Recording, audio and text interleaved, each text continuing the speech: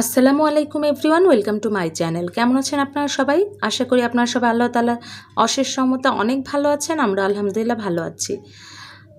Piping bag এবং nozzle, যেটা আমাদের কেক ডেকোরেশনের জন্য খুবই কাজে লাগে, তো সেটাই আজকে আপনাদেরকে ঘরে কিভাবে একটা পেপসি ক্যান এবং জিপ ব্যাগ দিয়ে করতে পারেন সেটাই দেখাবো। তো শুরু করা প্রথমে বলতে চাই, যারা এখনও আমার চ্যানেলটি সাবস্ক্রাইব করেননি তারা প্লিজ আমার চ্যানেলটি সাবস্ক্রাইব করে নেবেন আর পাশে থাকা ছোট্ট বেল আইকনটি ক্লিক করে দেবেন। আর সবসময় মতো যারা আমার সাথে আছেন তাদেরকে জানাই অসংখ্য ধন্যবাদ।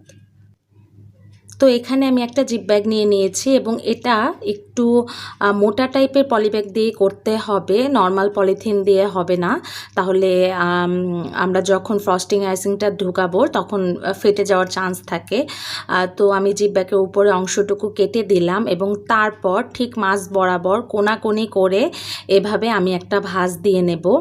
আপনারা চাইলে মোটা টাইপের যে পলিব্যাগগুলো থাকে সেগুলো কিনতে পারেন। তো আমার বাসায় জিপ ব্যাগটাই ছিল, এটাই আমি কাজে লাগালাম।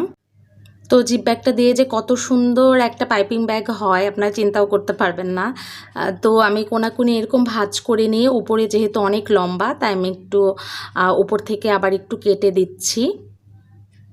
অবশ্যই এটা ধারালো কেচে নিতে হবে। কেটে দেবার পর আমি যে মাঝ বরাবর ভাঁজটা দিয়েছি সেটা খুব ভালোভাবে ভাঁজ করে নিব, যাতে একটা ভিতরে দাগ পড়ে থাকে। এভাবে ভাঁজ দিতে হবে, ঠিক এরকম একটা দাগ থাকবে মাঝ বরাবর এবং দুটাই সমান হতে হবে। তো আমি প্রথমে একটা ছোট স্টিলের স্কেল, সেটা আমি অনেক গরম করে নিয়েছি। নেয়ার পর ঠিক মাঝ বরাবর আমি এরকম করে কেটে নেব। তো স্কেলটা অনেক গরম থাকবে, আপনাদের সাবধানে আসলে ধরতে হবে।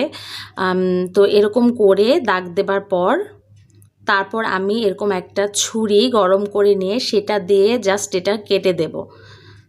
তো প্রথমে স্কেলটা দিয়ে দাগ দেবার পর দেখবেন যে ছুরিটাও যখন গরম করে নেবেন খুব সহজেই কিন্তু এটা কেটে আসবে এবং অনেক সুন্দরভাবে এটা লেগে যাবে দুটা পলি ব্যাগ একসাথে করে এবং তৈরি হয়ে যাবে পাইপিং ব্যাগ। তো আমি আপনাদেরকে দেখাচ্ছি, দেখেন কোথাও একটু ফাটা নেই, কিচ্ছু নেই, এত সুন্দর হয়েছে। তো এভাবে করে কিন্তু অনেকগুলো পাইপিং ব্যাগ আপনারা বাসায় কম খরচে তৈরি করতে পারেন। এভাবে করে তৈরি করলে আপনাদের কেনাও লাগবে না, তো অনেক সুন্দর হয়। তো দেখেন মুখটাও কিন্তু খুব সুন্দরভাবে লক হয়ে গিয়েছে। তো এরকমভাবে আমি তৈরি করে নিলাম, দুইটাই আমি তৈরি করে দেখালাম আপনাদের। তো একটা জিপ ব্যাগ দিয়ে দুইটা তৈরি হয়েছে। তো এখন আমি নজেল তৈরি করে দেখাবো। তো এর জন্য আমি নিয়েছি এরকম একটা 7up-এর ক্যান। তো এটা কিন্তু আপনারা চাইলে যে ফয়েল পেপার দিয়েও করতে পারেন, তবে ক্যানটা দিয়ে অনেক ভালো হয়। তো প্রথমে আমি ক্যানটা একটু ফুটো করে নিচ্ছি, সেটা ছুরি দিয়ে করে নিচ্ছি। এক্ষেত্রে ছুরি গরম করার কোনোই দরকার নেই। তারপর আমি মাথাটা খুলে দিয়েছি এবং আমি খুব ভালোভাবে কিন্তু 7up-এর ক্যানটা ধুয়ে নিয়েছি। তারপর যে উপরের অংশটুক থাকে সেটাও আমি কেটে নিচ্ছি। তারপর একটা কাঁচি দিয়ে আমি এভাবে পুরোটা বের করে নেব। তো এটা একটু ধারালো, তাই খুব সাবধানের সাথে কাজ করবেন যাতে হাত কেটে না যায় আপনাদের। তো এরকম করে আমি উল্টা করে একটু ভাঁজ করে নিয়েছি। তারপর যে আঁকা বাঁকা অংশগুলো আছে সেগুলো আমি কাঁচি দিয়ে কেটে দিচ্ছি। তো একটা ক্যান দিয়ে দুটা নজেল তৈরি করা যায়। তো যে নজেলটা খুবই আমাদের বেশি সবসময় ইউজ হয় সেটা হচ্ছে ফ্লাওয়ার যে নজেলটা থাকে। তো সে দুইটা আমি তৈরি করে দেখাবো। তো এরকম মাঝ বরাবর ভাঁজ করে আমি মাঝখান থেকে এখন কেটে নিব।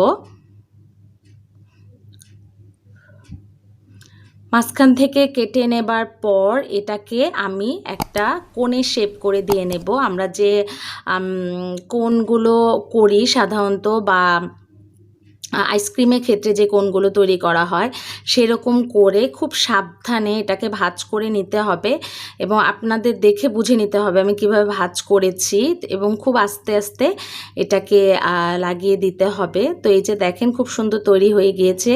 এবার আপনারা আপনাদের পছন্দ মতো শেপ করে নিতে পারবেন। তো আমি মুখটা একটা কস্টেপ দিয়ে লাগিয়ে নিচ্ছি। তো কস্টেপটা দিয়ে লাগালেই কিন্তু খুব সুন্দরভাবে এটা লেগে যাবে এবং খুলে যাবে না।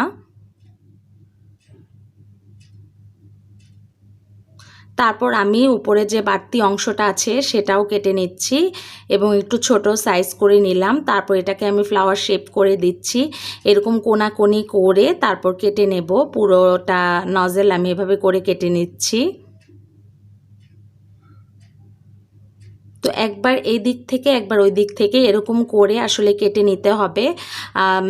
তারপরে দেখবেন যে খুব সুন্দর একটা শেপ চলে আসবে এবং সাবধানে সাথে কাটবেন। আপনারা দেখতে পাচ্ছেন যে আমি আবার হাত থেকে একটু উঠিয়ে নিচ্ছি। তো এরকম করে সাবধানে কেটে নিতে হবে, এটা কিন্তু অনেক ধারালো। তারপর ভিতরে একটা আঙ্গুল দিয়ে উপর দিয়ে এভাবে করে প্রেস করে দিতে হবে, তাহলে ভিতর থেকে যখন ক্রিমটা বের হবে খুব সুন্দর একটা ফ্লাওয়ার শেপ হবে। তো আরেকটা আমি দেখাচ্ছি, এটা ঠিক মাঝ বরাবর আমি আগে থেকেই সেই শেপ করে কেটে নিয়েছি। তারপর আমি ঠিক আবার সেই কোণের মতো করে এটাও ভাঁজ করে নেব। তো এটা আরও ইজি প্রসেস। আপনারা যদি এভাবে কেটে নেন তাহলে পরে কাটার আর দরকার পড়বে না। তারপর এটাও সেমভাবে আমি কস্টেপ দিয়ে লাগিয়ে নিচ্ছি।